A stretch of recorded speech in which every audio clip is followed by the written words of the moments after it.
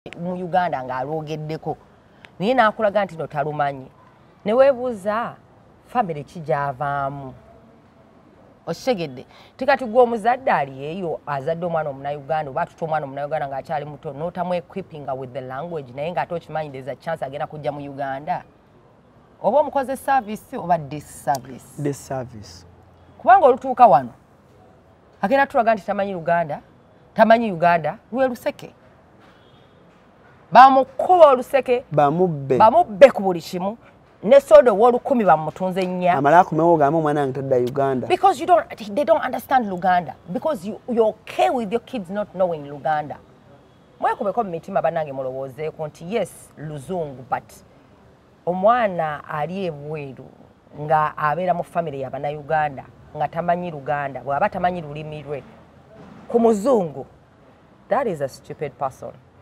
ku muzungu America you know manyimu ekintu ekimwesimisa you know more than one language abaana bannego bangamba you're lucky man you know how many languages you speak nembaga banze n'Oluswahili ndwogera remanyiko habari muzuli roka. Looking for a school that can uplift your child's education? Little Stars Tenderness Nursery and Primary School is the answer. Because of our conducive learning environment and experienced teachers, all our pupils excel with higher grades. We have a well-stocked library, develop talent, also embrace Christianity and Islamic. Registration is in progress. Our fees are affordable. So bring your child at Little Stars Tenderness Nursery and Primary School. We are located at Najana Nkumbi off Entebbe Road. For more information, please call 0772 983 468. Thank you. CRUZ exclusive gwe mkutu kosenzi dokubanga ateo tulabira ALLANCRUZ gemanya nyongero kwanizaako yonna gyo tulabira weebale nnyo bali ddala tukola n'amaanyi tukola nnyo okulaba nga ate tukwawako omulungi ndeeta abantu abalina ensa abalimu ensa okulaba nga ate bongero tu inspiring oba oli awo kitambule ddala bulungi mukimanyi bulungi nnyo every Tuesday I'm seated with Robin Kisti. Then show nje uploading either Tuesday or Wednesday. But every Tuesday gwe chobo manya show mba najikoze. So I'm always here with Robin and tunyumyako ku Bera y'abavubuka abazadde abaana abali ebulaya na wali wana tulabira wano obengo oba oli awo ofuna muke ekyokuyiga bingi nnyo betugenda okwogerako olunaku olwaleero ngoba oli awo abazadde bye bayitamu ku bulaaya n'abaana baabwe bibaleetedde depression abamu bibaleetedde abazadde okulangira abaana baabwe ku bulaaya kuba abaana batusindikira message batugamba ALLANCRUZ nze maama wange anangira tubeera London tubeera mu America tubeera Canada tubeera wa naye maama wange buli kaseera nangira about my home country maama wange andeetera okulaba nga my home country embye nnyo oba kyekintu ekibi ekisembayo so bingi nnyo nammwe abazadde mutuule and Robin agenda tubuulira biki ebireetera abazadde abo okutuuka mu eyo embeera nga bw'onaabeera ano ng'oli agamba nakula ne single mother naye nsunkuze mama nga nangira taata wange bannange maama nangidde taata bintu bwe bityo tugenda okuba natwogerako olunaku lwaleero tuli proudly powered by Africa One Tours and Travel erimu abazadde abaagala okutambuza abaana bammwe abato ogenda mu nsi ez'enjawulo okulambula that's Schengen mubaamu Germany, France, Italy, biki yonna eyo guno omwaka African Tours and Travel tugenda genda Schengen tugenda genda Israel tuddayo Egypt then tugenda mu America so gwe omuzadde wenna ali eyo nga wali agadde omwana w'okutambula okugenda ku trips ze tugendako abato abaana abato mujje tutambule nabo tutambule nga tulabe nga ate tugenda oba okoze ssente tambulako n'omwana wo otherwise on the show Robin as always wali bulungi nnyo. Hi Robin. How are you dear? Ndi bulungi ogamba otya? Ndi bulungi. Obulamu bugamba butya? Obulamu bwo I can't complain mukama yanze okusiza ku machaga leero. That is the biggest gift. Yeah. Wiki yagenze etya show yagenda etya ku National Theatre? Gwe leka nkubulye Alan ebintu byensinga okwewaliza mukama. Bye ebintu ebitono nnyo naye nga tubitakinga for granted. Show ene ya Saturday workshop ye yali esoose era abasinga mwanda banganjiranga wano bwe natandikira ogiranga netekako ne social media yange naye for the turnout that I got for the first round kubeera nga it was the first it was basically the first edition of Diaspora 101 2023. Abaana bajja. Era abaana ne bansanyusa. Era ne tunyumirwa nnyo kwegamba ne information gye twasharinga. Abaana nenda banga bajijjumbidde, abaana bajagadde era abamu bambuuza Robin workshop endala eriyo ddi.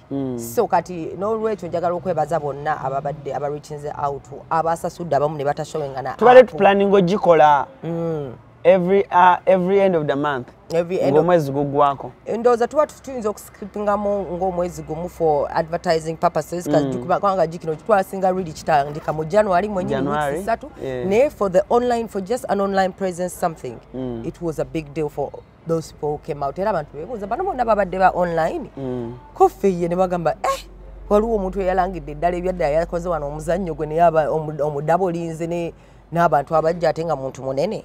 It was a good turnout. People are interested to learn. Yes, ate nefuna n'omukisa nefuna ba partners abapya abagenda partneringa nange African Canadian Foundation nabo ne bajja on board as my partners. Conferences is always eziri serious. Ate ng'omulamwa gwa this year gwa substance abuse drugs, which is a big topic. Nino omuzannyo gwe nawandika era script gyeri baguyita Trap House guli right in line with substance abuse, drug addiction. This is an issue that's going on right here in Uganda and also ku baana bachi abebweru bazadde banje batuta abaana baabwe mu rehab because of drugs. So kanogo omuzannyo gwe nyine era tujja guteekawo ku National Theatre mu August okitegeera. So aba African Canadian Foundation ate when they reached out to me nga attend their global conference eriku substance abuse kwegamba nekibeera nga kilayinzinze up together. So wamu ne Mulongo Foundation mwebale nnyo okubeera nga mwa partnerinze naffe okubeera nga tutambuza kino ekintu wamu era nga tusuubiza okubeera nga tugenda baleeta workshop endala mu March. Yes. So bingi ebigenda okubeera maaso era nga bwe tuneeyongera nga tukola show mujja kubeera bubiwulira abaagala okugenda mu workshops ezo. Workshops za njawulo tulina eza May, tulina eza May, July ne September. Okitegeera. So lots of people who are interested in going for workshops or conferences in Canada, opportunities is always ziri. Wow. Okay. Kale. And of course, tewerabira tuli proudly powered by Asi Pala. Asi Pala mchala ina salon nnungi nnyo eri awo ku Italian supermarket ate kati yakoze ne spa. Bana spa ya mulembe nnyo njakutwala ko Robin. Tugende ku spa yo bakutegemuko okitegeera kintu kibeere nga kirimalira ddi sana. Tulina ne mapalo pads tutambula nabo. Alan olaba pads zino ozoogerangako.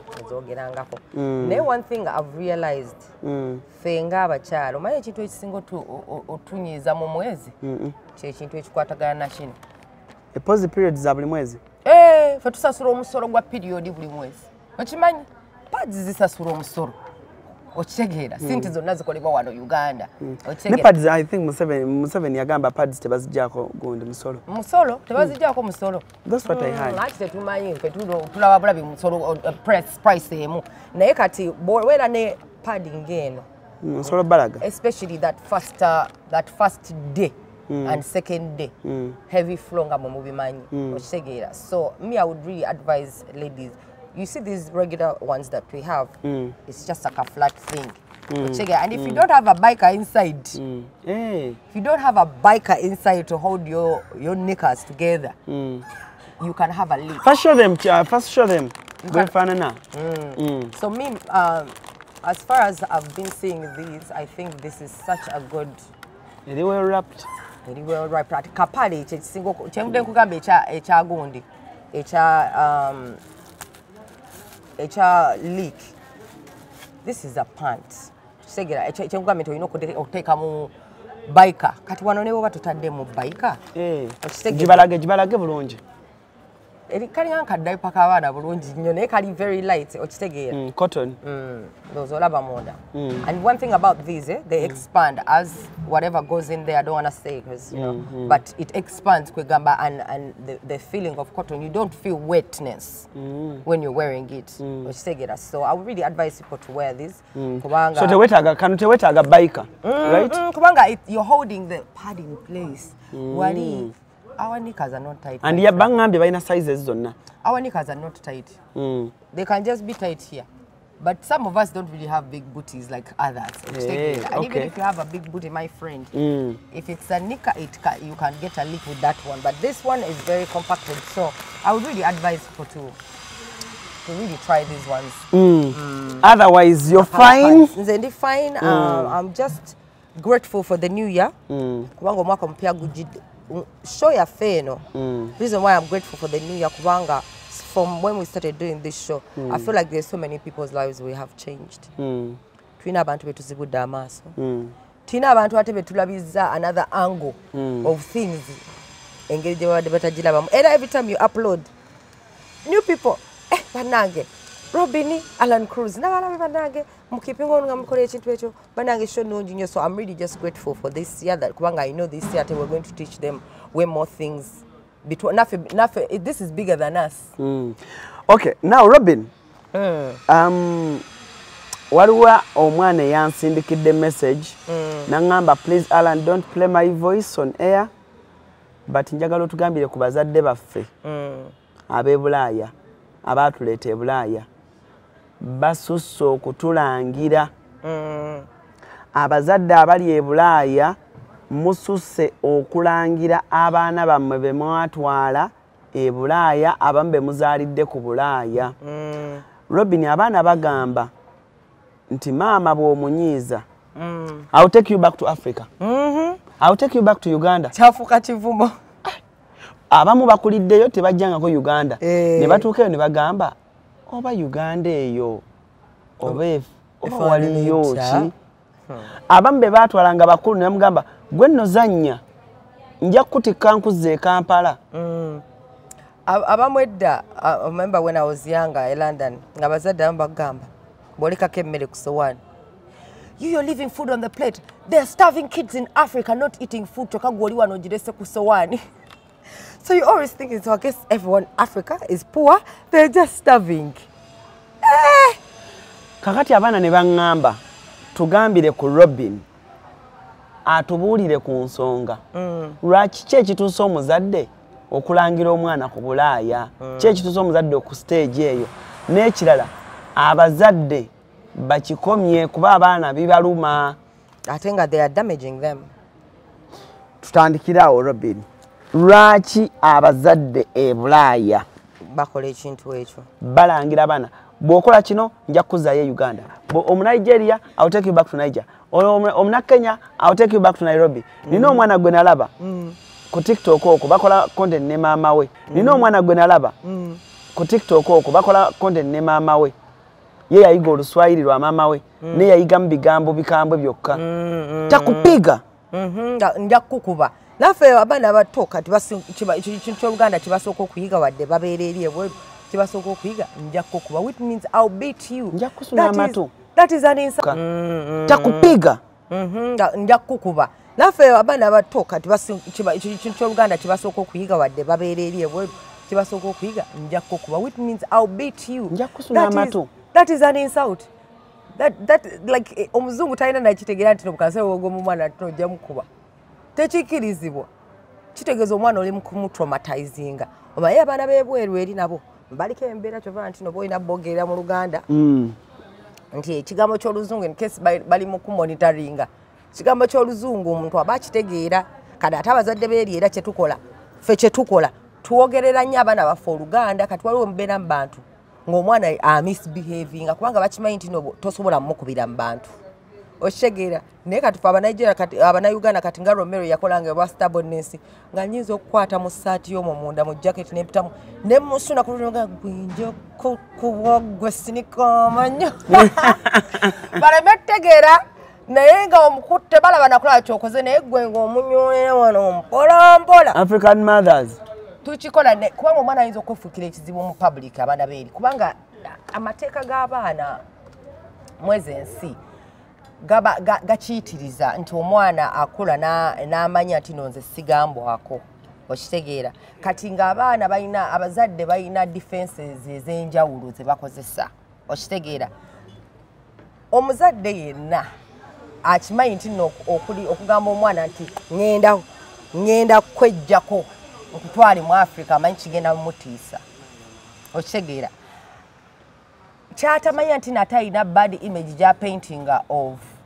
Africa ku mwana kyekimu ne TV z'ebweru their goal is to paint a different image of Africa as starving children and poor people. That's all people who haven't been to But Africa. we are poor. No, ALLANCRUZ. We are not poor. We are not poor. Mu COVID wano twabera mu Uganda.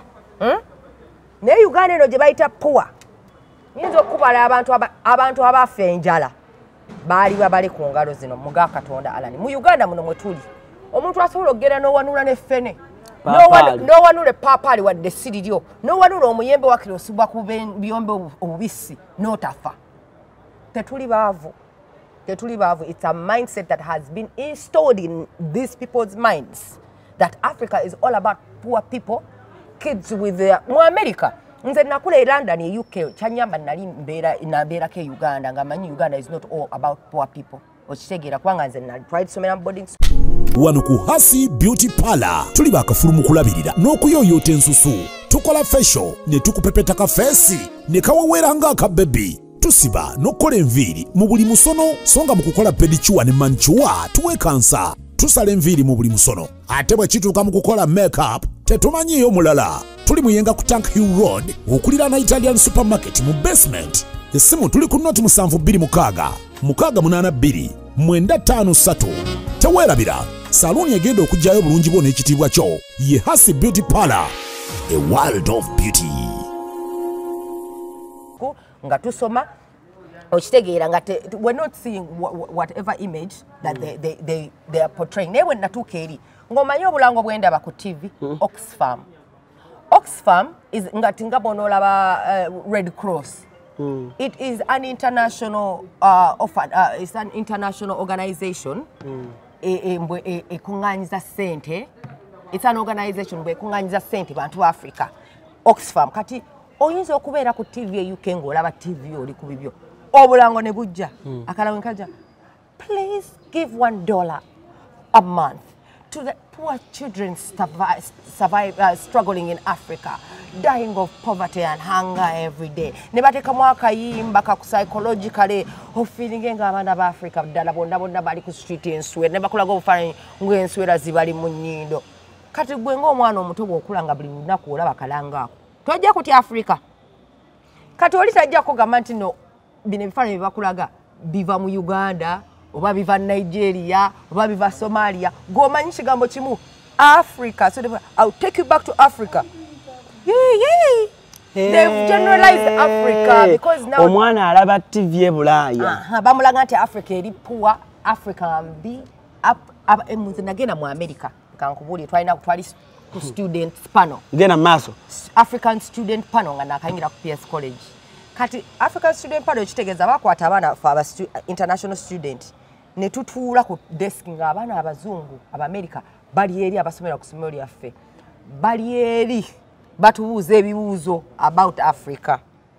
Kati omwana ng'ayimuka ng'agamba, hello guys, so I was just wondering, is it true that in Africa you guys live with tigers and lions and elephants in your backyard like nga wondobeera wano nti tulina abambalowooza zi lion zibeera zitudde awo abamu tetuzirabanga abatagerangako mu game parks tebazirabanga nako but for them they think we live with like a tiger asimanga eki eno giraffe nti ziri obeerawo mu compound yo ng'ogirengera eri awe kulaba abaana b'America bamu ye mindset gye bamanyi tubeera mu nsiko abamu babuuza do you have cars and everything. Kati bwe babuuza ekibuuzo kyo oba tubeera n'ensolo tubeera nazo nga pets zaffe nali nentandika okuboilinga up nigamba n'ebyo ebyana nga bimanyira kati kazini wange yankwata bukwasi watanga nabagamba I will answer that question kubanga nze yalaba nti ngenda kyansaringa mu bubi nnyo nga nnyomba yagamba I will answer that question nankwatako bwati ku vivina nga Robi nkireke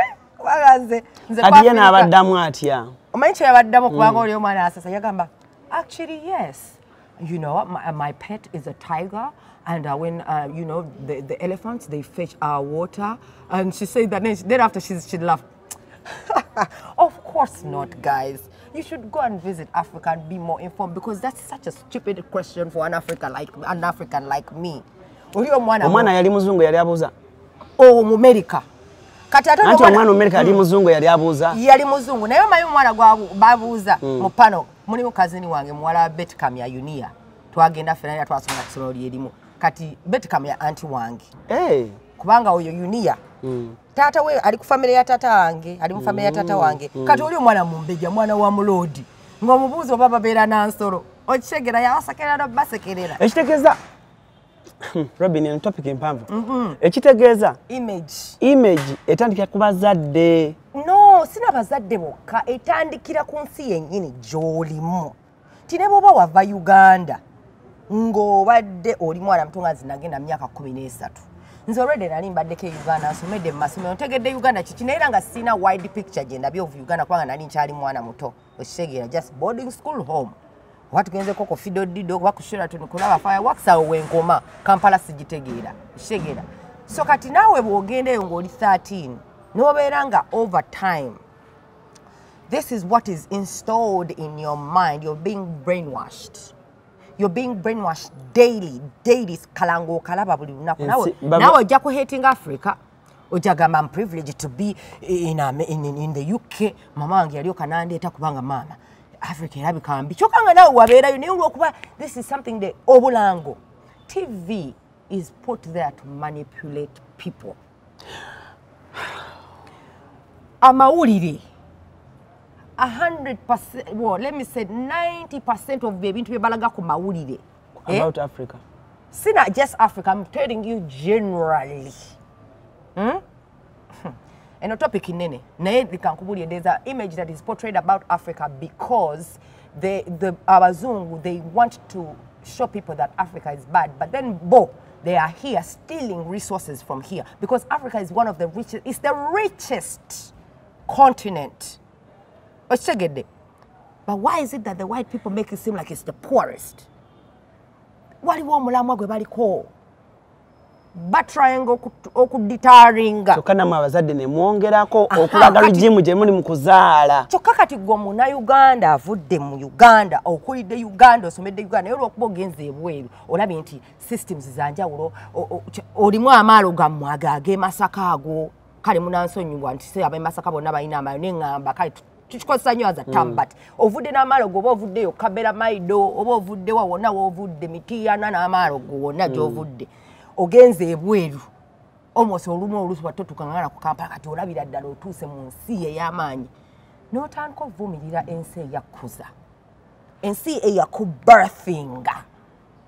Nze let me tell you, I left as a young girl and I had every right to not even want to care about Uganda, but because my heart was always for Uganda. Bagambye byamala kulema. Anti we bagamba nti byamala kunema ne ndyoka nzija wano. Naye ekyo ekintu nakigamba sinti buli muntu ali Uganda ali bubi. Kiki tinjagala okukyusa mentality y'abantu. Nti abazadde abali omulekerawo okuwa abaana mentality nti Uganda is all bad because it's not. Sinti buli mugagga abeera wano Uganda yasooka agendako bweru okufuuka omugagga. Hamu yali abaddeko ebweru oba yavisitingayo buvisitings. Ebintu by'amagezi obugezi bwo bwe bukweyimirira osobola okugenda ebweru ne bikulema okitegeera naye osobola okubeera Uganda okitegeera nga gwe calling yo eri Uganda ate no succeed nga buli omu calling ye eri mu kifo kyanjawulo ne mama wange yangamba naye gwe ki ekikusika buli kaseera ng'oyagala kudda Uganda nze mukulaba okwange omuzadde ali e Bulaaya wandikuzizza omwana ng'oba omukuzi omugamba bw'obeera dokita omulungi dayo yambe ewammwe. Exactly. This is the diaspora movement that we need to be a part. It's called the in fact, UN, this big organization, they have what they call the Pan-African movement. It's the Pan-African movement is going on right now. People don't know because the Africans, the smart Africans now abali mu UN, abali mu offices enene, batanso okulaba nti no chiri more valuable for our professionals who are living abroad to come back home and build what it is, the system they've seen there to develop Africa. Tuvudde ku kiri ekyokusaba aid. nino yankubidde omunayuganda omwami sijja mwogera linnya naye yantute ku project ye nandaga ziri project bbiri by the zigenda okugerako yandaze eddwaliro lye yazimbye naŋŋamba Alan otuula mu America n'okola naye kwe najjeeyo topiki naŋŋamba Alan singa tuyigiriza abaana baffe nti investing back in your mother country osobola okuterera naŋŋamba tetuganye gavumenti naffe abasinga tuyinza okuba tetujagala naye ensi yaffe teri mulala agenda gikwatako ffe betutagikwatako naŋŋamba naye osanga abazadde nga bakuzizza abaana babalagira ddala nti going back to Uganda omwana ne bwomugamba bugambi n'omugamba next year we have a trip we're going back to Uganda omwana daddy no I don't want to go to Africa. Naye naŋŋamba ne nakizuula bwe babeera ewaka maama waabwe aba bagamba buli kaseera mwenno musinike ebinyu njja bazze Uganda mubonaabonera eyo kwegamba ne bwebuuza nti ffenna ababeera e Uganda tubonaabona baana babagagga bangi nnyo wano e Uganda nga ye talina na kirowoozo mbu agende ebweru n'abatali babagagga nga baana they are hustling nga bakufuna akasente kaabwe nasanga omwana mukyalo eyo ewaffe eyo nga ali mafene nemutizinga nemuga naye olumu lwe ndigenda eranda njagenda naawe neme kunanga nkoleyo ki naye okujjako okulabako nangamba okujjako okulabako ne Alan nze ndaba wano ntunda fene wange ne musuubuza nenfuna sente nangamba naye byendaba mwogerako ne Robin awo naye tetugamba nti okutwala abaana kibi naye what mindset are we putting in our kids' heads? What mindset are we putting out there and see the tulimu about Uganda or about Africa? Abana bagamba Nigeria batutumuse naddala mu music ne kubeera mu pira and they are proud to say we are Nigerians. Nze leka nkubuulire mbadde mu state gye bayita Atlanta mu America.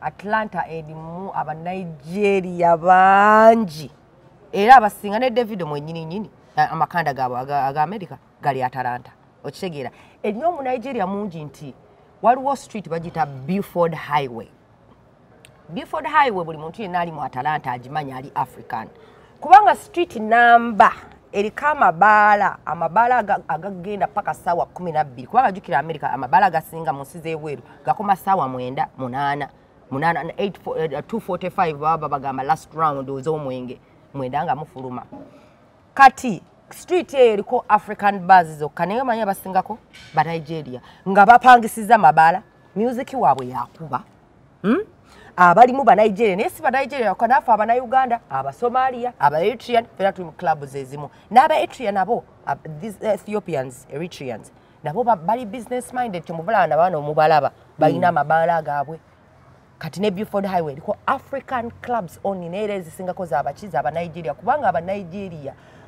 baina omukwano gwensi abagita patriotism abana Uganda kitutalina abana Uganda tuli batononya abali mu nsi z'ebweru nga we genuinely love Uganda bagikowa nti yabayisa bubi waliwo okukoowa kubanga n'aba Nigeria batambula ne bagenda nabo maybe bakoowa embeera nga bwere Nigeria at the moment naye lwaki bo we batuuka eri batutumusa ensi zaabwe lwaki baba promotinga Nigerian food goloza ku TikTok fufu ne egusi ne Lori Harvey who is Steve Harvey's stepdaughter, one of the most famous girls in Hollywood abera ne ba Kylie Jenner. Lori Harvey namulaba ku TikTok ngali mu kutrenga fufu ne egusi kubanga trend ya getting so famous ku TikTok olw'aba Nigeria engeri gye baagalamu ensi yabwe ye bw'atuuka eri anoonya mmere y'aba Nigeria jajja okulya n'omumeka ajja mugamba try it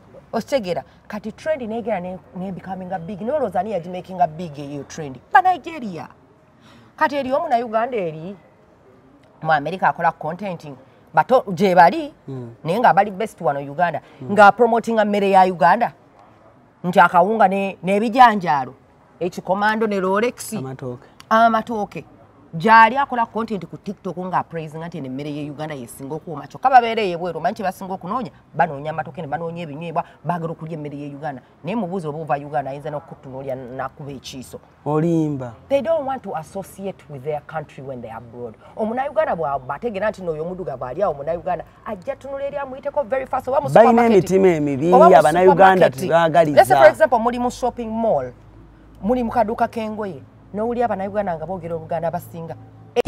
Looking for school that can uplift your child's education? Little Stars Tenderness Nursery and Primary School is the answer. Because of our conducive learning environment and experienced teachers, all our pupils excel with higher grades. We have a well-stocked library, develop talent, also embrace Christianity and Islamic. Registration is in progress. Our fees are affordable. So bring your child at Little Stars Tenderness Nursery and Primary School. We are located at Najana Nkumbi off Entebbe Road. For more information, please call 0772 983 468. Thank you. Either jifuluma oba ne natunule ne fula tategera bebogera ate nga bogera Luganda nga tayagala bategere nti naye muna Uganda bayina ebiyisa ebyaba na Uganda. How are we going to promote our country if that's the mentality we have? We need to change the mentality as parents, as young people.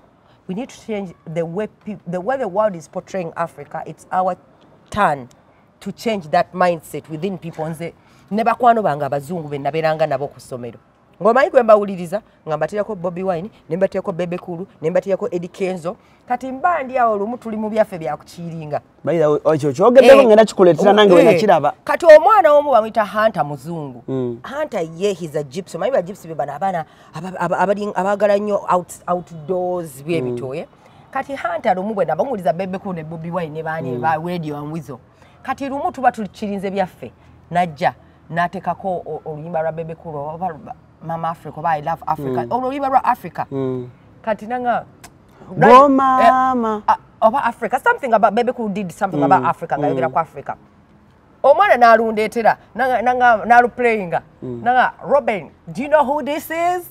I'm like, who is that? Chokanga zinange namboze. Sirumaine olwokuba namplayinga ko Bebe Kulu. Nange naye na searchinga mu YouTube ye. Bwateka Bebe Kulu ne bamuleta oluyimba lwa Africa. Nangamba, this is BB Cool. Banange naseka. Yanga nze nga sirumanyi. Come on, this is BB Cool. You made us listen to his music just the other day. This is an American white. But not many of us can do something like that. Nogena mu bazungu. Oba badugavu nobagamba mu Bay Radio and Wizo nze nga nkikola nga tuli mu group w'abakwano bange abazungu kubanga abazungu bali so open more to other cultures more than blacks because era bw'obeera black you have to you're more about your culture kubanga bw'okyogera bw'otyo waliwo omuzannyi waaso ne bamuyita Bukayo Saka Bukayo Saka originally mu Nigeria naye last year mu holiday ye nga Premier League yawummulamu yagende Nigeria nakola tour nakola trip around Nigeria olaba abaana ba Rashford nolaba abaana ba Lingard nolaba Sancho Juzi those are all black players ne bazanyira England nina balaba Juzi nga bali mu dressing room nga aba Pogba nga bali mu dressing room nga bali mu vibingira ku nyimba z'aba Senegalese Nigerians mu dressing room muri abazungu ne culture zendala ba Davido ba Wizkid nga ngola Rashford ayimba olimba Rabana Boy because as much as they have a passport saying I'm British at heart they are a Nigerian. I told my daughter she's American born I told her you are American, yes, but you are Ugandan first. You came out of Ugandan parents. Your blood inside is of a Ugandan DNA. Ancestry.com. Your blood will lead back to Uganda. So no matter how the passport you have says I'm British, I'm American, I'm Swedish, you will never be fully. You are in immigration process, but your blood never goes away good. DNA go. Leading up back to where? To Africa. So kati abana bafunye obutuuze. Bana bangi nnyo naddala bazanyira eyo France. Abana bangi abavudde mu West Africa bazanyira France nga Bafaransa. kubanga bazanyireyo naye olw'okuba ensi France ya colonizing ensi zaabwe culture yaabwe y'Abafalansa era boogera Lufalansa Abacameroon baani okitegeera naye musaayi gwabwe ne bakutwala eri omusaayi gwo gukukolinga always for me nze nina ekintu always nga kinsika. Waliwo munnamawulire wa NBS asoma amawulire mukwano gwange ayina family eri Bulaaya twali ku ssimu omwana we w'emyaka 7 omuwala akulidde mu America omwana n'abuuza daddy we ekibuuzo ku ssimu namuga daddy what are you doing in that fake country you still in Uganda no come and live in America Uganda is dirty oh my god right it's trash oh my god nangamba that's over the image bulengendo okulaba muwala wange angamba bintu bili negative about the country namubuuza don't you want to come to Uganda no tatawo muna Uganda ne ku ssomero gyali ali mu America kino tebakibalimba racism yaggwayo mu America naye gyali oshegedde nti otwala omwana wo mu ssomero mu America nga muddugavu mu Firika gw'omwana omututeyo si gwabeerayo majority abazadde abamu bakola ensobi n'atwala omwana mu majority nga it's a white school because they think abaana bali better more well behaved bajja kubeera n'abazungu bali better which is a stupid dumbest mentality I've ever seen naye omwana olutuuka eri no matter what the color of their skin will be a problem I don't care luzungu kiri omwogeza I don't care ngoye zikizo omwambaza color ya skin ye natwala Romero omwana wange mu California natandika okusoma naye ng'essomero lirisingamu ba Mexican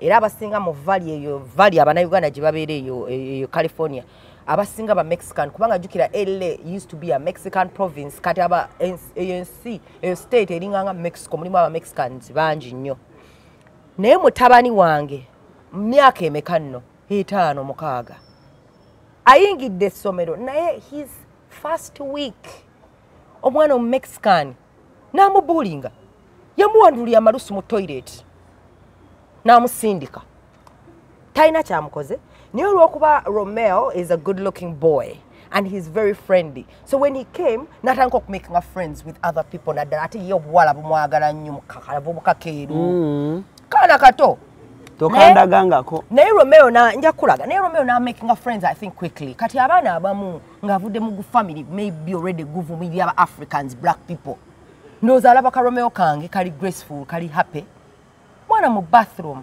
yamusindika n'amwandulira amalusu kitandikira mu bazadde kati omuzadde gwe tomanyi omwana wo bw'oba tomugambye ku reportingira nosanga omwana nga muddugavu naye nga ye yakulaga mbu yeeyisanga yes nga tayagala skin ye kubanga of the trauma abaana engeri gye bamuyisizaamu naye nze Romeo namugamba ekituukayo okusomera mubuulira Romeo kasita yaŋŋamba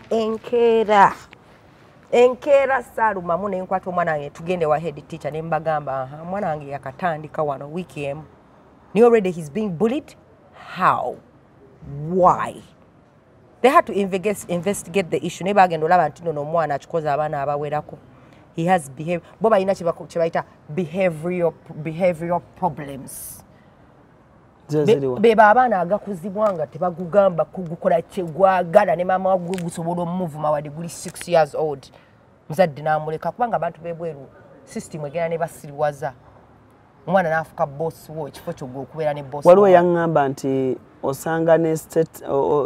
osanga states ezimu nga atwa Abafirika babi nnyo okusinga n'abazungu mu kusosola ng'oli omwana omusanga nga ye bw'alaba ate Omufirika avudde mu Africa najja ate amuyisa bubi nnyo exactly anti ye gye nkugamba ignorant mentality omuzadde azaamukuza amulaga nti Africa mbi bonna abavuddeyo bali bubi oba ekibaleese eno badduse ntalo badduse ki okitegedde kwegamba abaana ne babeera nga naffe omwana alinamu ku magezi okutegeera asobola okwesakingira nagera ne mentality gye bamukoze eki gye bamuwadde naye kitandikira ddala mu constitutions amasomero kino kye mbadde nkugamba nti mu America kizibu nnyo okusanga omwana omuzungu nga tali racist mu nsonga ki nti tajja kujja right away akugamba I hate you black person naye aba akutya first of all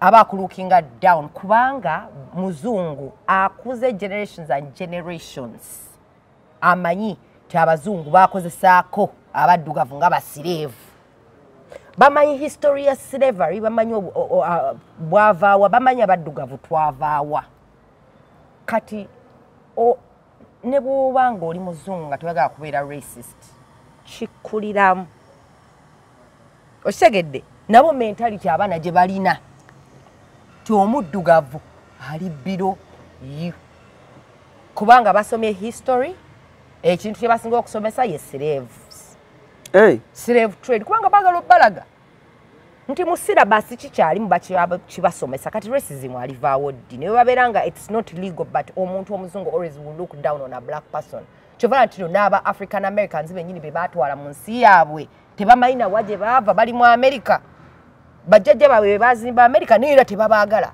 poliisi etagetinga muddugavu mu America babakuba left and right ne babatta lwakuba baddugavu kago ogamba omwanawo drugs bazisuula mu community zaabwe abaana betteboka baddugavu betteboka bagweko ku planet yaabwe kubanga bakoowa skin eno baya bakola ki naye omanyi lwaki skin eno yesinga okubeera strong yesinga DNA ey'amaanyi mu nsi yonna tebakikulimba omuzungu studies zonna eza science asoma omusaayi guno bagutta batya oba ngufunako ntya nze ng'omuzungu golooza lwaki they are intermarrying with black people abagezi nga bano aba European aba German they are intermarrying with us because bamanyi omusaayi gwaffe DNA gundi yaabwe tejja kubeera extinct kubanga abazungu bajja tuuka nga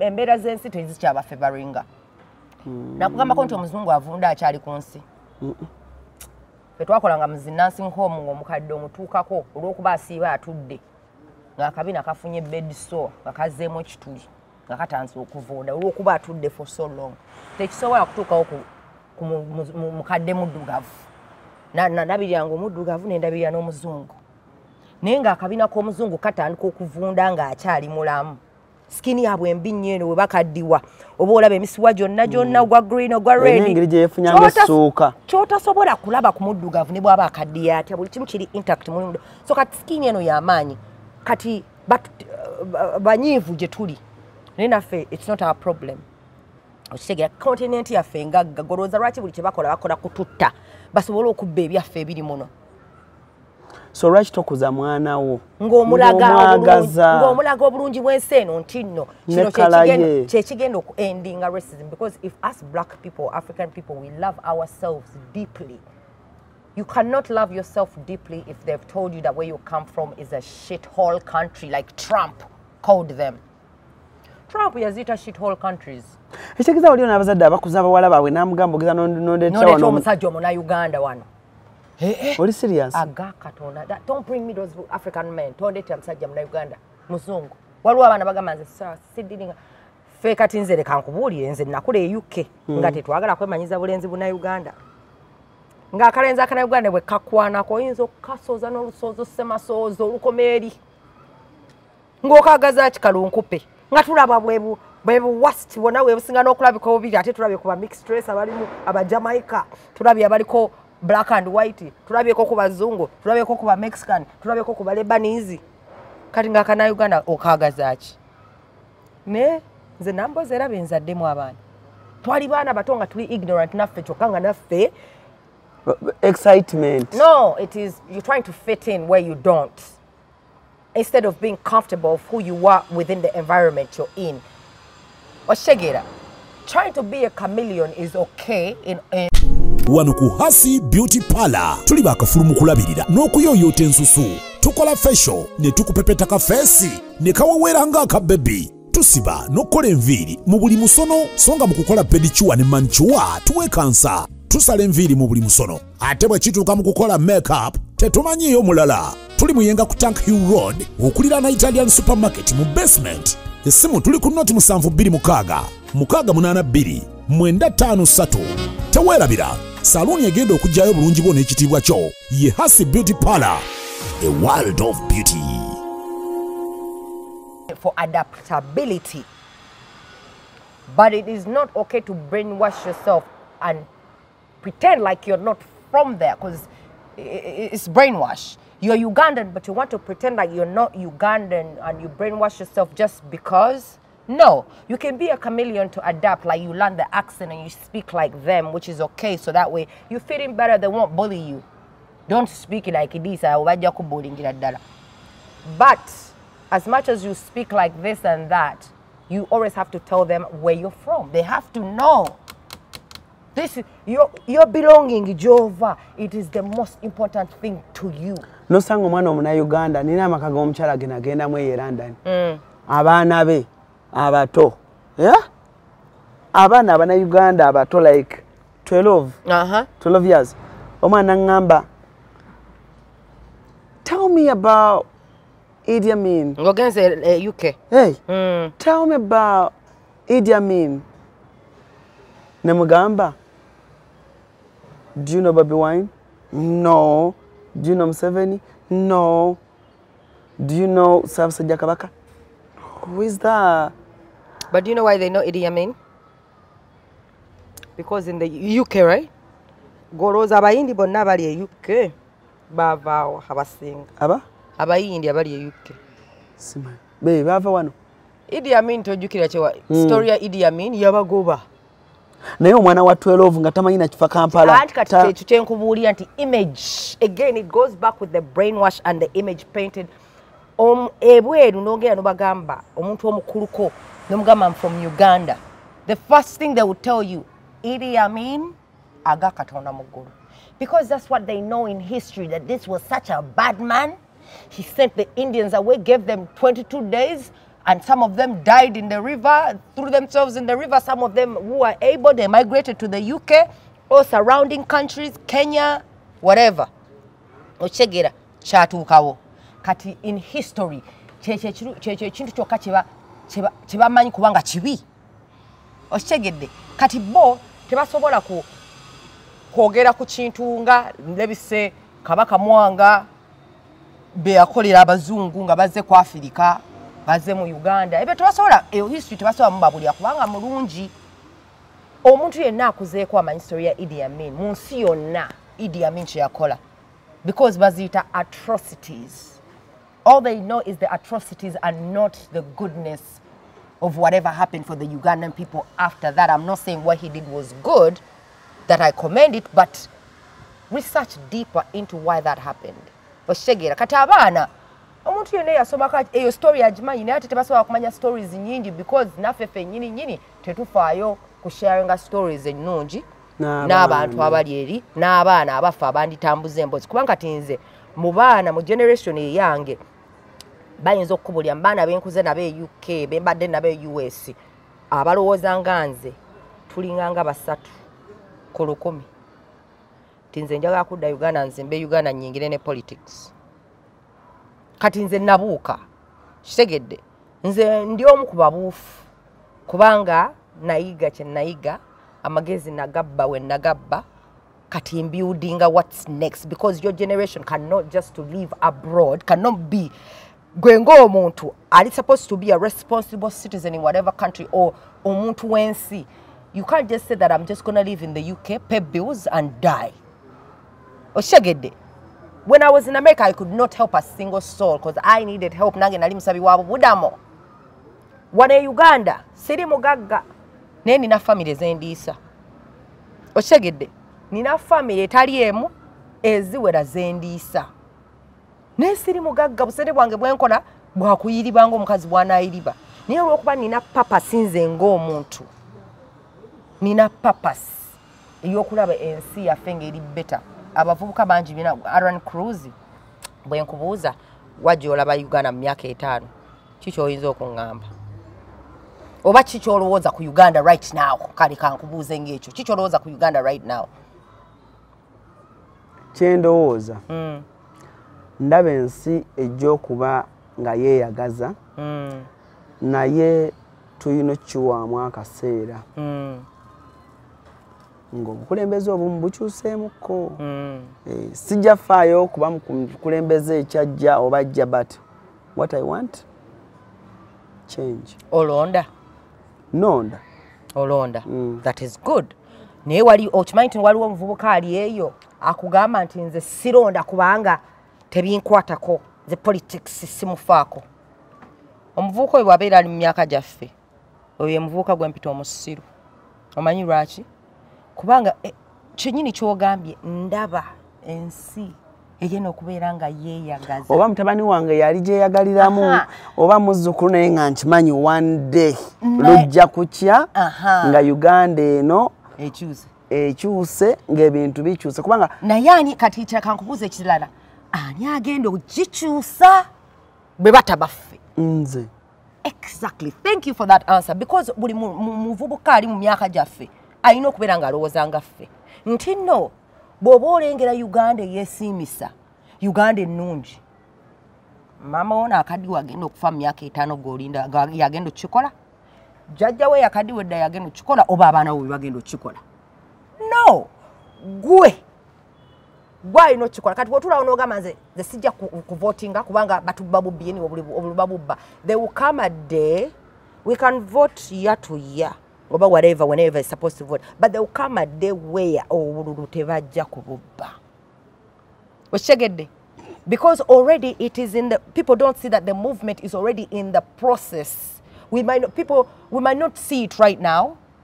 Okitegera but waliyo abaana eyo nga ffe abeefaananyizamu nga ffe abali eyo nga ye tomumanyi namumanya naye ng'omwana oyo agenda kukyusa ekintu ekyo. Era kyova nti no zino emboozi ze tuhavinga nze naawe ku bintu nga bino ziri important kubanga omwana ng'oyo gy'aviira ng'ali eyo wala naye nga yeetaagamu just kamotivator katono nnyo ka muntu ogwo omu asobola agambe olaba Robin asobola okukikola nange nsobola. Gwokimanyi business ideas ezisinga obungi ezibadde successful wano e Kampala bantu bavudde Bulaaya ne bajja ne babikola wano. Okitegedde? Kyokka nga bano balina amagezi ago. I'll give you an example. Bwe tukoppa ebintu ebimu ne tubireeta wano nga mujja motivating abaana bammwe. Right.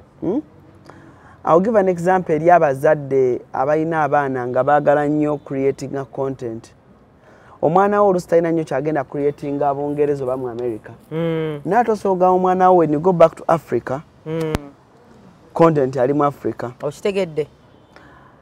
Naye otunuulira nga bwe nkugambye nti omwana n'akula nga yamanyi e Kampala ne Africa okutwaliza awamu naye nga mufirika nga kibi. Naye ne weebuuza bw'oba nga omwana wo omukuziza nti omulago mumutwala mu Africa kibonerezo okumutwalako okulaba bajjajjaabe alina kwogera nabo ku ssimu naye talina genda mu Africa. Lwaki okwata erinnya nga Lubwama n'olimuteekako Kawooya n'oliteeka mu passport ye ng'ate ya British. Kwata Robinson ne oba nga taata gwe Sali nga maama yenna Lubwama. Kwata omwana gwe muzadde omutume green mutume water Hughes drink mutume Fuse mutume Robinson ogamba omwana wo nga muna Uganda maama oli muna Uganda ne taata oli muna Uganda. Kwata omwana wo mu America oba London oba UK oba Germany mugambe okuva n'olwaleero gwe Alan Brisson. Okitegedde? Kubanga naawe okiwulira muli eri tekisinkinga. Naye kati omwana omutuumye Lubwama akuze n'okula omubuuza what's your name? I'm Lubwama. Yeah, Lubwama yeddira ki? What's that? Naye ng'ate guwasa. So culture yaffe nno eri rich. Very rich. Ensi yaffe eno nnungi. Nga regardless of the ebyenfuna ebyeki naye wano wewaffe ate nga tekisobola kuvaawo kubanga kituli mu musaayi. Okitegedde? Musaayi guli gwennyini kubanga gwe ng'omuzadde okuliza omwana ebweru bw'ofa eddambo balireeta Kampala.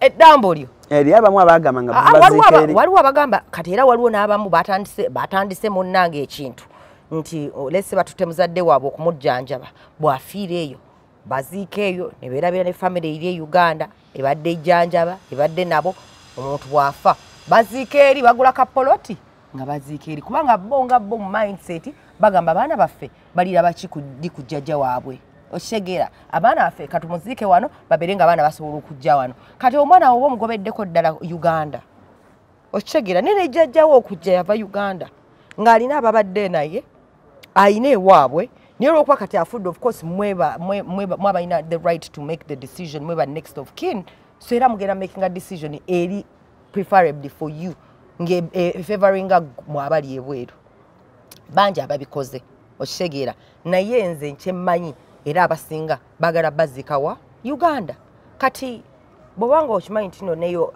when you're going back to ashes you're going to go back to your home ashes bwe baba